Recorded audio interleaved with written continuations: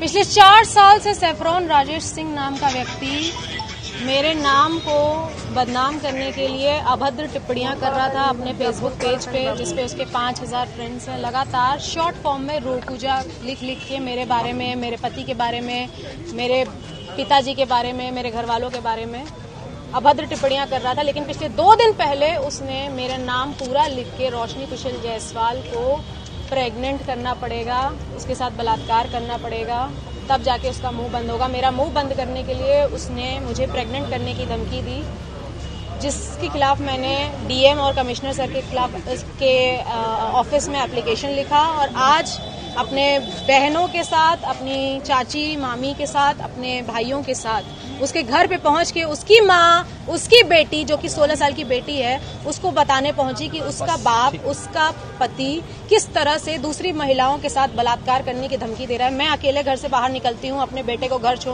School छोड़ने के लिए, उसे ट्यूशन छोड़ने के लिए। मुझे अकेला पाकर वो कभी भी मेरा बलात्कार कर सकता है। मेरा बलात्कार होने के बाद, जैसे आरजीकर मेडिकल कॉलेज की महिला के साथ बलात्कार होने के बाद लोग उसके सपोर्ट में मोमबत्ती लेकर बाहर निकल रहे थे सपोर्ट के लिए, मैं नहीं चाहती कि मेरा बलात्कार या किसी भी महिला या किसी भी बेटी का बलात्कार होने के बाद लोग फिर से आरजीकर मेडिकल कॉलेज की तरह, निर्भया कांड की तरह मोमबत्ती लेके निकलें। अगर बलात्कारी ऐसा है, सैफरॉन राजेश सिंह जैसा है, और उसका घर मुझे पता है, जो मेरे ही शहर बाबा विश्वनाथ की नगरी काशी में रहता है, तो मुझे उसके घर पे जाके उसकी बीवी, उसकी बेटी, उसकी माँ को जरूर बताना चाहिए कि वो क्या है।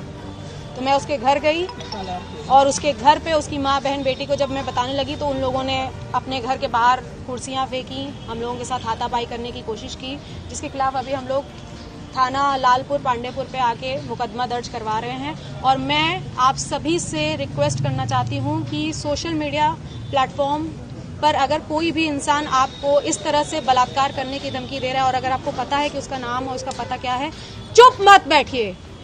मैं हर उस महिला के सपोर्ट में आज आवाज उठा रही हूँ जो इन जैसे बलात्कारियों के चपेट में आ जाती हैं।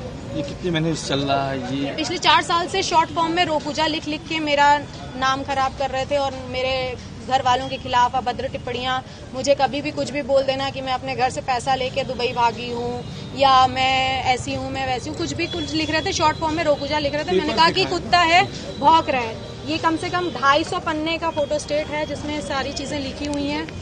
पहले इस्तेमाल करो फिर विश्वास करो को सही में फॉलो करती रोशनी कुशल जायसवाल, ये सैफरॉन राजेश सिंह की आईडी है।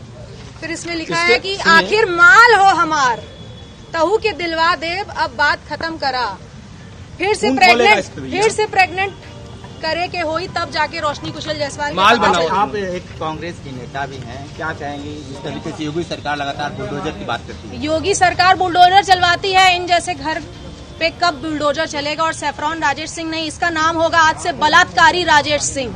इसके घर में, इसके मोहल्ले में, ये सारे फोटो स्टेट मैंने हर घर में बांट के आए हैं कि आपके मोहल्ले में रहता है ये बलात्कारी सैफरॉन राजेश सिंह, जो दूसरे की, मैं भी किसी की माँ हूँ, मेरा 9 साल का बेटा है, मैं भी किसी की बीवी हूँ। मेरे पति का खून खौलेगा कि नहीं जब उसकी बीवी को इस तरह से बलात्कार करने की धमकी आएगी? 4 साल से चल रहा है। आपको लगता है कि किसी राजनीतिक पार्टी से बिलोंग करते हैं? आरएसएस का है, अपने आप को आरएसएस का बोल रहे हैं, और क्या है क्या नहीं है मैं उनको ना जानती हूँ ना मुझे उनको जानना है। बस ऐसे बलात्कारियों से अपनी माँ, बहन, बेटियों को बचाएं।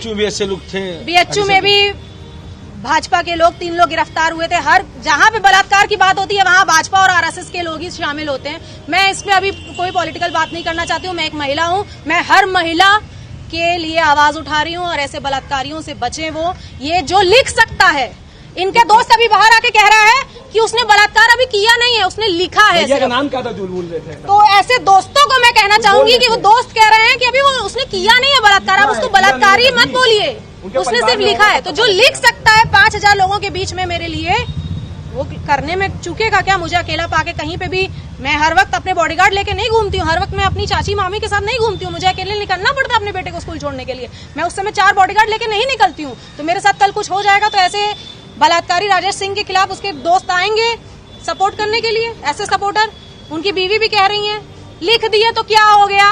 अरे तो 4 साल से चल रहा था। इससे पहले आप अधिकारी पास गई शिकायत करने के लिए? अरे ऐसे कुत्ते बहुत आते हैं, मेरे मिलियंस ऑफ फॉलोअर्स हैं जो भौंकते हैं शॉर्ट फॉर्म लिख के, लेकिन जब सामने मेरा पूरा नाम लिख के बलात्कार करने की जब धमकी थी, इसके पहले 2 साल पहले भी मुझे जान से मारने की धमकी आई थी, मैंने कंप्लेन की थी, मुझे इंसाफ मिला था। तो आज एक बार फिर से बलात्कार करने की धमकी आई है। मैं कभी भी अकेले पाके मैं किसी ऐसे बलात्कारी का शिकार ना हो जाऊं, इसलिए मैंने थाना की कार्यवाही करना ज्यादा सही है। क्या बोले उन्होंने बोला है कि साइबर क्राइम है, ये साइबर पे उन्होंने लिखा है और आगे कार्यवाही होगी। मैं योगी मोदी जी से निवेदन करना चाहती हूँ कि ऐसे बलात्कारी राजेश सिंह के घर के ऊपर और महिलाओं से बुलडोजर क्या कब करना चलेगा? चाहेंगे जो महिलाएं दब जाती हैं? जो भी महिलाएं ऐसे लोगों से डर जाती हैं या छोड़ देती हैं, मैं उन सब से रिक्वेस्ट करना चाहूंगी कि अगर ऐसे लोगों को छोड़ते हुए आएंगे तो कभी आपकी बहन, आपकी बेटी, आपकी बीवी कोई भी हो सकती है। तो इन जैसे लोगों को बिल्कुल नहीं छोड़ना है, इनके खिलाफ आवाज उठानी है और महिला सशक्तिकरण की मिसाल पैदा करनी है। Thank you.